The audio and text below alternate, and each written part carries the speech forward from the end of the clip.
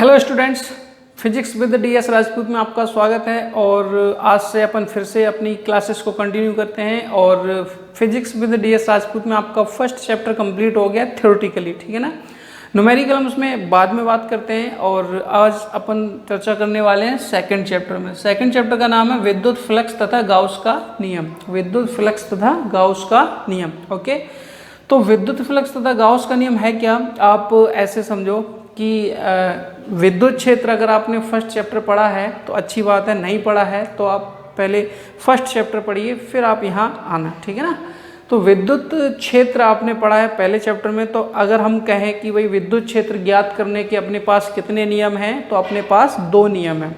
विद्युत क्षेत्र ज्ञात करने के अपने पास दो नियम हैं। पहला है कूलाम का नियम, दूसरा है गाउस का नियम। तो कूलाम का नियम अपन पहले चैप्टर में पढ़ चुके हैं और इस चैप्टर में पढ़ने वाले अपन गाउस का नियम, ठीक है ना। ये दोनों रूल्स जो है ना, इनकी हेल्प से हम क्या करते हैं, विद्युत क्षेत्र की तीव्रता के फॉर्मूले वगैरह प्रूफ करते हैं। तो सबसे पहले अपन बात करेंगे विद्युत फ्लक्स की। विद्युत फ्लक्स पढ़ने के बाद अपन बात करेंगे किसके, गाउस के नियम की, ओके। तो विद्युत फ्लक्स है क्या, ठीक है ना। सबसे पहले बात करते हैं अपन विद्युत फ्लक्स है क्या। तो विद्युत फ्लक्स समझने के लिए एक सबसे पहले हम पढ़ने वाले हैं क्षेत्रफल। सबसे पहले क्या पढ़ने वाले हैं अपन, क्षेत्रफल, ओके। तो क्षेत्रफल क्या है, तो क्षेत्रफल क्या है आप बचपन से पढ़ते चले आ रहे हो। क्षेत्रफल क्या है, ठीक है ना। जैसे आयत का क्षेत्रफल लंबाई गुणा चौड़ाई होता है, त्रिभुज का क्षेत्रफल 1/2 आधार गुणा ऊंचाई होता है, वृत्त का क्षेत्रफल πr² होता है। बात समझ गए ना। तो ये क्षेत्रफल होता है। तो क्षेत्रफल कैसी राशि है भाई, क्यों भाई, क्षेत्रफल कैसी राशि है, क्षेत्रफल सदिश राशि है। क्षेत्रफल कैसी राशि है, क्षेत्रफल सदिश राशि है, ओके। क्षेत्रफल सदिश राशि है, ठीक है ना। तो कुछ लोग कहते हैं कि भाई छोटा क्षेत्रफल सदिश राशि होती है, बड़ा क्षेत्रफल सदिश अदिश राशि होती है। तो ऐसा टेंशन लेने की जरूरत नहीं, आप इतना सीधा याद रखो कि भाई क्षेत्रफल कैसी राशि है, क्षेत्रफल सदिश राशि है। तो आप वो इस तरह अगर क्षेत्रफल सदिश राशि है तो इसकी डायरेक्शन भी होनी चाहिए, तो इसकी डायरेक्शन भी होनी चाहिए। तो अगर इसकी डायरेक्शन की बात करें, क्षेत्रफल की डायरेक्शन की बात करें, तो जैसे क्षेत्रफल की डायरेक्शन की बात करें तो हम पृष्ठ पे जाएंगे। किस पे जाएंगे, पृष्ठ पे, क्योंकि पृष्ठ का ही क्षेत्रफल होता है, पृष्ठ का ही क्षेत्रफल होता है, ओके। तो पृष्ठ पे जाएंगे तो पृष्ठ दो प्रकार के होते हैं, एक खुले पृष्ठ और एक बंद पृष्ठ। खुले पृष्ठ और बंद पृष्ठ। खुले पृष्ठ क्या होते हैं, जैसे त्रिभुज है, चतुर्भुज है, वृत्त है, ये सब के सब खुले पृष्ठ होते हैं। बंद पृष्ठ क्या होते हैं, जैसे गोला है, शंकु है, बेलन है, घन है, घनाव है, ये सब के सब क्या होते हैं, बंद पृष्ठ होते हैं, ठीक है ना। तो क्षेत्रफल की बात करें ना, तो जैसे खुले पृष्ठ की बात करें, जैसे ये बोर्ड देख रहे हो आप, ये भी एक आयत की तरह है, तो ये खुला पृष्ठ हो गया, ठीक है ना। तो इसके क्षेत्रफल की, इसका ये जो एरिया है ना, इतना पूरा पूरा ये क्षेत्रफल है इसका, तो इसकी डायरेक्शन किधर होगी, तो डायरेक्शन जो होती है ना वो पृष्ठ के लंबवत बाहर की ओर, पृष्ठ के लंबवत बाहर की ओर। तो इसके इस क्षेत्रफल की डायरेक्शन इसके लंबवत बाहर की ओर होगी, ठीक है ना। जैसे मेरा हाथ है, अगर मैं इसको ऐसे रखूँगा ना तो इसकी डायरेक्शन आपकी तरफ होगी, इधर। अगर मैं इसको ऐसे रख लूँगा तो इसकी डायरेक्शन ऊपर की तरफ चली जाएगी। अगर मैं ऐसे रख लूँगा तो इसकी डायरेक्शन नीचे चली जाएगी। बात समझिए ना। लेकिन खुले पृष्ठों में होता क्या, खुले पृष्ठों में जैसे ये वाला क्षेत्रफल है, ये वाला क्षेत्रफल है, ठीक है ना। तो दोनों क्षेत्रफल हो गए ना, तो इसकी डायरेक्शन हम ऊपर भी ले सकते हैं और नीचे भी ले सकते हैं। लेकिन पूरे सवाल में एक ही साइड लेनी है, या तो आप ऊपर ले लो या नीचे ले लो, ओके। बंद पृष्ठों में क्या होता है, जैसे बंद पृष्ठ हमने गोला मान लिया, ये बंद पृष्ठ है, ये इसकी क्या हो गई, त्रिज्या हो गई, ठीक है ना। तो इसी त्रिज्या के अनुदिश, इसी त्रिज्या के अनुदिश, और आपको पता है त्रिज्या जो है ना परिधि पर कैसी होती है, लंब होती है। तो हम कह सकते हैं कि बंद पृष्ठों के क्षेत्रफल की जो दिशा है वो पृष्ठ के लंबवत बाहर की ओर लेते हैं, पृष्ठ के लंबवत बाहर की ओर, ठीक है ना। जैसे अगर अपन कोई घन बना लें, क्या बना लें, घन जानते हो क्या, जैसे ये कोई घन बना लिया अपन ने, ठीक है, ये बोलो भाई साहब, घन बन गया ना। अब इसका जो ये वाला पृष्ठ है, इसके क्षेत्रफल की दिशा इधर हो जाएगी, ऊपर वाले की क्षेत्रफल की दिशा इधर हो जाएगी, इधर वाले की इधर हो जाएगी, नीचे वाले की नीचे हो जाएगी, सामने वाले की सामने हो जाएगी, पीछे वाले की पीछे हो जाएगी। तो ये बंद पृष्ठ है। तो बंद पृष्ठों में क्या होता है, जो क्षेत्रफल की दिशा होती है वो पृष्ठ के लंबवत बाहर की ओर होती है, पृष्ठ के लंबवत बाहर की ओर होती है, ओके। तो ये तो क्षेत्रफल की बात हो गई। अब अपन बात करेंगे विद्युत फ्लक्स की। अपन किसकी बात करेंगे, विद्युत फ्लक्स की। तो विद्युत फ्लक्स होता क्या है, ठीक है ना, विद्युत फ्लक्स होता क्या है। आप ऐसे समझो कि विद्युत फ्लक्स जो है ना, जैसे कोई भी पृष्ठ है, कोई भी ये पृष्ठ है, ठीक है ना, खुला पृष्ठ, कैसा पृष्ठ, खुला पृष्ठ। अब ये भी बताया था ना मैंने, पृष्ठ कितने प्रकार के होते हैं, 2 प्रकार के, खुले पृष्ठ और बंद पृष्ठ, ठीक है ना। और क्षेत्रफल कैसी राशि बता दी मैंने आपको, सदिश राशि। क्षेत्रफल कैसी राशि बता दी, सदिश राशि। ओके चलो, अब जैसे हमने यहाँ कोई पृष्ठ ले लिया, क्या ले लिया, यहाँ पे पृष्ठ ले लिया। जब हमने पृष्ठ ले लिया तो होगा क्या कि अगर हमने इसको विद्युत क्षेत्र में रखा, कहाँ रखा, विद्युत क्षेत्र में रखा, ठीक है ना, हमने इसको कहाँ रखा, विद्युत क्षेत्र में रखा, तो यहाँ से विद्युत क्षेत्र रेखाएं बाहर निकल रही हैं, यहाँ से विद्युत क्षेत्र रेखाएं बाहर निकल रही हैं, ठीक है ना, ये बाहर निकल रही ना, तो इधर डायरेक्शन है ये विद्युत क्षेत्र की डायरेक्शन। अगर ये ऐसा रखा है ना, ऐसा, तो इसके क्षेत्रफल की डायरेक्शन इधर होगी, ये इसके क्षेत्रफल की डायरेक्शन हो जाएगी इससे, या तो आप DA मान लो या आप DS मान लो, DS भी मान सकते हो। ओके, अब इनके और इनके बीच में हमने मान लिया कि कोण कितना है, थीटा है। यहाँ कोई अल्पांश क्षेत्रफल ले लिया, ठीक है ना, ये, तो इन दोनों के बीच का कोण कितना है, थीटा है। तो हमने क्या बताया था, देखो विद्युत फ्लक्स को अगर अपन परिभाषित करें, विद्युत फ्लक्स को अगर अपन परिभाषित करें तो विद्युत फ्लक्स है क्या, विद्युत फ्लक्स है क्या। आप ऐसे समझो कि विद्युत क्षेत्र में अगर हम कोई पृष्ठ रख दें, विद्युत क्षेत्र में अगर हम कोई पृष्ठ रख दें, तो उस पृष्ठ से जितनी विद्युत क्षेत्र रेखाएं पार जाएंगी, पार जानते हो ना, एकदम भेद करके, जैसे ये पृष्ठ है तो यहाँ से जो विद्युत क्षेत्र रेखाएं पार जाएंगी ना, तो उन विद्युत क्षेत्र रेखाओं की जो संख्या होगी, उन विद्युत क्षेत्र रेखाओं की जो संख्या होगी, उसको बोलते हैं विद्युत फ्लक्स। उसको क्या बोलते हैं, विद्युत फ्लक्स। आप ऐसे समझो कि भाई किसी भी पृष्ठ से कितनी विद्युत क्षेत्र रेखाएं निकल गई हैं, तो उसका जो माप है, उसका जो मेजरमेंट है, वो उस पृष्ठ द्वारा संबद्ध विद्युत फ्लक्स कहलाता है। क्या कहलाता है, विद्युत फ्लक्स। मोटे तौर पे आप ऐसे समझो कि कोई भी पृष्ठ है, उससे मान लो कि जितनी भी विद्युत क्षेत्र रेखाएं निकलेंगी, विद्युत क्षेत्र रेखाओं का टॉपिक मैंने आपको फर्स्ट चैप्टर में पढ़ाया था, तो जितनी भी विद्युत क्षेत्र रेखाएं निकलेंगी, उन सभी विद्युत क्षेत्र रेखाओं की जो संख्या होगी वो विद्युत फ्लक्स कहलाएगी। वो क्या कहलाएगी, विद्युत फ्लक्स, ठीक है ना। पिक्चर क्वालिटी हो सकता थोड़ी बहुत अभी डाउन हो, क्योंकि थोड़ा सा प्रॉब्लम आ रही है, ठीक है ना, तो एडजस्ट कर लेना थोड़ा सा। ओके, कोई भी प्रॉब्लम हो, साउंड की प्रॉब्लम हो या पिक्चर क्वालिटी की प्रॉब्लम हो, तो आप हमें बता देना। ओके चलो, फिर होता क्या है कि सबसे ज़्यादा विद्युत फ्लक्स आपको तब मिलता है जब E की और क्षेत्रफल की, विद्युत क्षेत्र की और क्षेत्रफल की दिशा कैसी हो, सेम हो।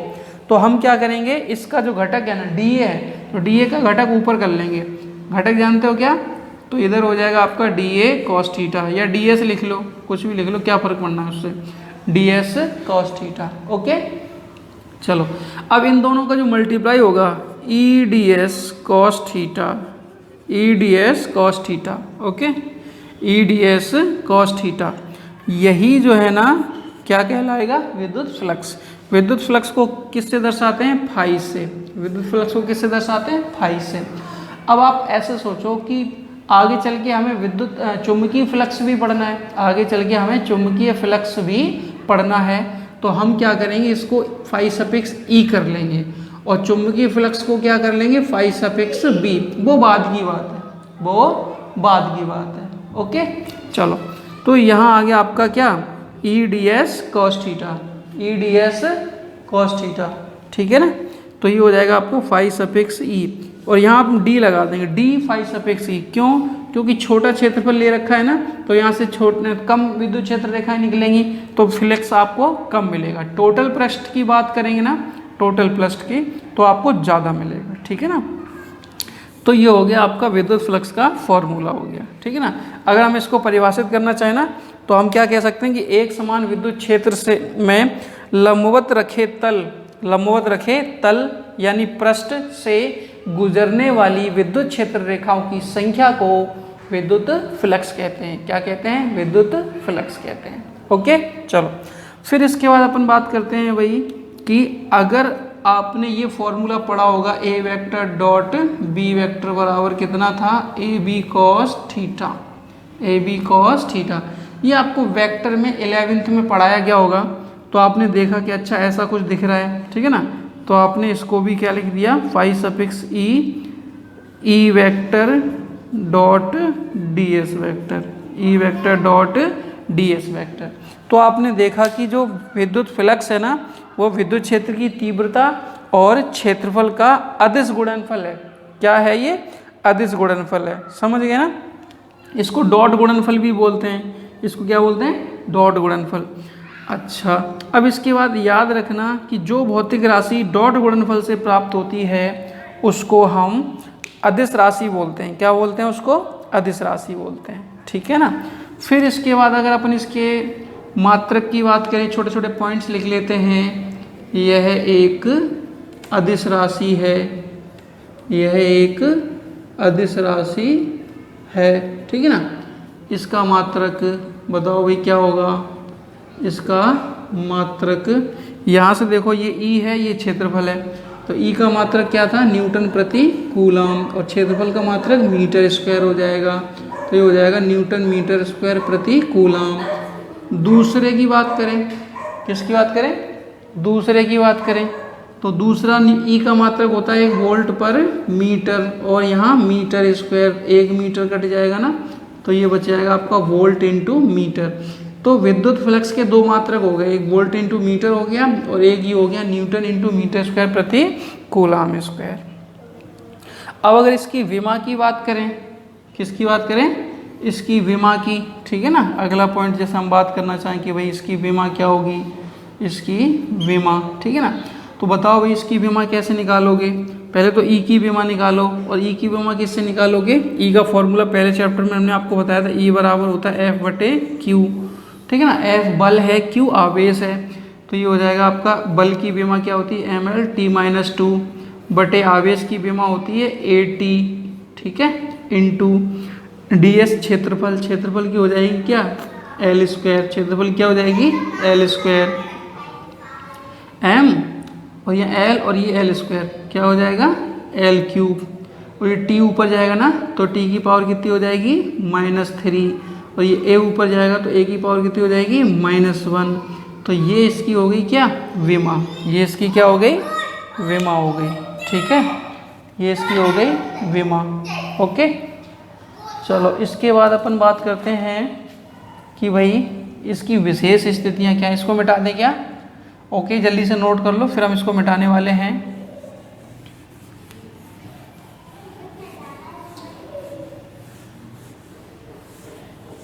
ठीक है, अब यहाँ देखो इसकी विशेष स्थितियाँ क्या हैं कि भाई कैसी सिचुएशन में कैसा मिलेगा आपको। तो नंबर 1 में हम ले लेते हैं कि भाई यदि थीटा बराबर कितना ले लें? 0 डिग्री, तो फाई सफिक्स ई कितना हो जाएगा? D phi suffix E, formula होता है E D S cos theta, ठीक है ना। थीटा की जगह 0 रखो भाई, थीटा की जगह 0 रखो, तो कॉस 0 का मान क्या होता है? 1, कॉस 0 का मान क्या होता है? 1, तो ये आपको मिलेगा, ठीक है ना। फिर इसके बाद सेकंड नंबर में अगर हम कहें कि भाई यदि थीटा बराबर कितना होगा? 90 डिग्री, तो डी फाई कितना हो जाएगा? डी फाई कितना हो जाएगा बताओ भाई? ई डी एस कॉस 90, कॉस 90 का मान 0, तो इसका मान हो जाएगा 0। तीसरा पॉइंट में हम क्या लिख सकते हैं भाई?